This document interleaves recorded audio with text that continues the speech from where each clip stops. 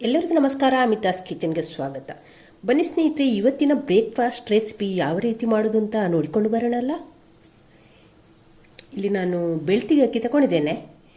ಇದನ್ನು ಹಿಂದಿನ ದಿವಸ ರಾತ್ರಿಯೇ ನೆನೆ ಹಾಕಿದ್ದೇನೆ. ನೆನೆ ಹಾಕಿದ ನಂತರ ಚೆನ್ನಾಗಿ ವಾಶ್ ಮಾಡಿ ಇಟ್ಕೊಂಡಿದ್ದೇನೆ. ಬೆಳ್ತಿಗೆ ಅಕ್ಕಿ ಒಂದು 5 ಗಂಟೆ ಆದರೂ ಚೆನ್ನಾಗಿ ನೆನೆಬೇಕು. ಈಗ ನೆನೆದಂಥ ಅಕ್ಕಿಯನ್ನೀಗ ನಾವು ಮಿಕ್ಸರ್ ಜಾರಿಗೆ ಹಾಕಿಕೊಳ್ಳುವ. ಇಲ್ಲಿ ನಾನು ಸ್ವಲ್ಪ ಕ್ವಾಂಟಿಟಿಯಲ್ಲಿ ಮಾಡ್ತಾ ಇದ್ದೇನೆ. ಇವಾಗ ಇಲ್ಲಿ 2 ಟೇಬಲ್ ಸ್ಪೂನ್ನಷ್ಟು ವೈಟ್ ರೈಸ್ ತಗೊಂಡಿದ್ದೇನೆ. ಬೆಳ್ತಿಗೆ ಅಕ್ಕಿದ್ದು ಅನ್ನವನ್ನು ತಗೊಂಡಿದ್ದೇನೆ, ಒಂದು 2 ಟೇಬಲ್ ಸ್ಪೂನ್. ಅದನ್ನು ಕೂಡ ಇದಕ್ಕೆ ಹಾಕಿಕೊಳ್ಳುವ. ರುಚಿಗಾಗುವಷ್ಟು ಉಪ್ಪು, ಇವಾಗ ರುಬ್ಲಿಕ್ಕಾಗುವಷ್ಟು ನೀರನ್ನು ಹಾಕಿಕೊಳ್ಳುವ. ನೀರನ್ನು ಹಾಕಿಗ ನಯವಾಗಿ ರುಬ್ಬಿಕೊಂಡು ಬರುವ. ಹಿಟ್ಟನ್ನು ನಯವಾಗಿ ರುಬ್ಬಿಕೊಂಡಿದ್ದೇನೆ. ಇವಾಗ ಇದಕ್ಕೆ 1 ಟೇಬಲ್ ಸ್ಪೂನ್ ತೆಂಗಿನಕಾಯಿ ತುರಿಯನ್ನು ಹಾಕ್ಕೊಳ್ತಿದ್ದೇನೆ. ಬರೀ ಬಿಳಿ ಭಾಗವನ್ನು ಮಾತ್ರ ಹಾಕಿಕೊಳ್ಳಿ. ಹಾಕಿ ಇದನ್ನು 1 ರೌಂಡ್ ತಂದರೆ ಸಾಕು. ಜಾಸ್ತಿ ಇದು ನಯ ಆಗ್ಲಿಕ್ಕಿಲ್ಲ, ಒಂದೇ 1 ರೌಂಡ್ ತಂದರೆ ಸಾಕಾಗ್ತದೆ. ಇವಾಗ ರುಬ್ಬಿದಂತೆ ಹಿಟ್ಟನ್ನು ಒಂದು ಬೌಲಿಗೆ ಹಾಕಿಕೊಳ್ಳುವ.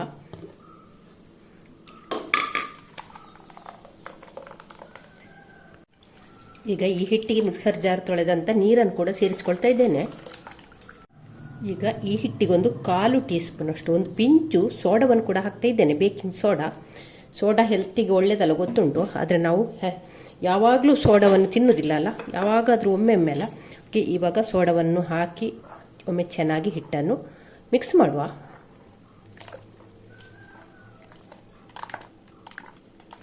ನೋಡಿ, ಹಿಟ್ಟಿನ ಹದ ಈ ರೀತಿ ಇದೆ ನೋಡಿ.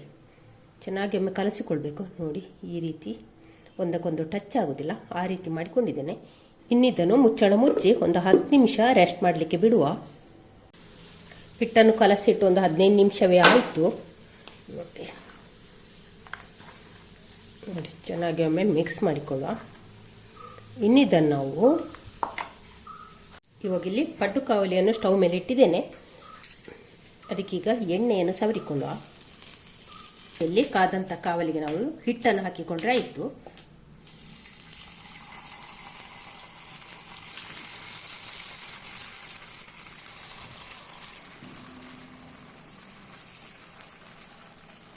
ಇವಾಗ ಇದನ್ನು ಮುಚ್ಚಳ ಮುಚ್ಚಿ ಬೇಯಿಸಿಕೊಳ್ಳುವ. ಇವಾಗ ನೋಡುವ, ಮುಚ್ಚಳ ತೆಗೆದು ನೋಡಿ ನಮ್ಮ ಪಡ್ಡು ಬೆಂದಿದೆ ಅಂತ ಚೆಕ್ ಮಾಡುವ. ಫಸ್ಟಿಗೆ ನೋಡಿ, ಕಡ್ಡಿಗೆ ಅಂಟಿಕೊಳ್ಳೋದಿಲ್ಲ. ನೋಡಿ, ಎಲ್ಲ ಚೆನ್ನಾಗಿ ಬಂದಿದೆ ಕೂಡ. ನೋಡಿ, ಯಾವುದೇ ಏಳೋದಿಲ್ಲ ಅಂತ ಭಯ ಕೂಡ ಬೇಡ. ನೋಡಿ, ಚೆನ್ನಾಗಿ ಬಂದಿದೆ ಎಲ್ಲ ಕೂಡ ನೋಡಿ. ಹಾಗೆ ನಿಮಗೆ ಬೇಯಲಿಲ್ಲ ಅಂತಿದ್ರೂ ಕೂಡ ಇನ್ನೊಂದು ಸ್ವಲ್ಪ ಬೇಯಬೇಕು ಅಂತಿದ್ರು ಇದನ್ನು ಹೀಗೆ ಕೌಚಿ ಹಾಕಿಕೊಂಡ್ರೆ ಆಯಿತು. ಹೀಗೆ ಎಲ್ಲವನ್ನು ಹೀಗೆ ಕೌಚಿ ಹಾಕುವ. ಕೌಚಿ ಹಾಕಿ 1 ನಿಮಿಷ ನಾವು ಇದನ್ನು ಬೇಯಿಸಿಕೊಂಡ್ರೆ ಸಾಕಾಗ್ತದೆ. ಬೇಕಾದರೆ ಮೇಲಿಂದ ಕೂಡ ಮುಚ್ಚಳ ಮುಚ್ಚುವ. ನಾನು ಪಡ್ಡನ್ನು ಉಲ್ಟಾ ಮಾಡಿ 1 ನಿಮಿಷ ನಾನು ಮುಚ್ಚಳ ಮುಚ್ಚಿ ಬೇಯಿಸಿಕೊಂಡಿದ್ದೇನೆ. ಇವಾಗ ಇದನ್ನು ನಾವು ತೆಗೆಯುವ. ಎಲ್ಲವನ್ನು ಕೂಡ ಹೀಗೆ ತೆಗೆಯುವ.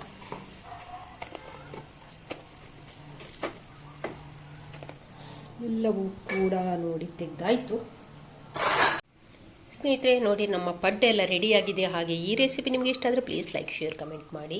ಚಾನಲ್ಗೆ ಯಾರಾದರೂ ಹೊಸಬ್ರಿದ್ರೆ ಪ್ಲೀಸ್ ಸಬ್ಸ್ಕ್ರೈಬ್ ಮಾಡಿಕೊಂಡು ಚಾನಲನ್ನು ನೋಡಿ. ನಾಳೆ ನಾವು ಹೊಸ ಬ್ಲಾಗ್ ಅಥವಾ ರೆಸಿಪಿಯೊಂದಿಗೆ ಸಿಗೋಣ. ಅಲ್ಲಿಯವರೆಗೆ take care, bye bye. Thank you ಸ್ನೇಹಿತರೆ.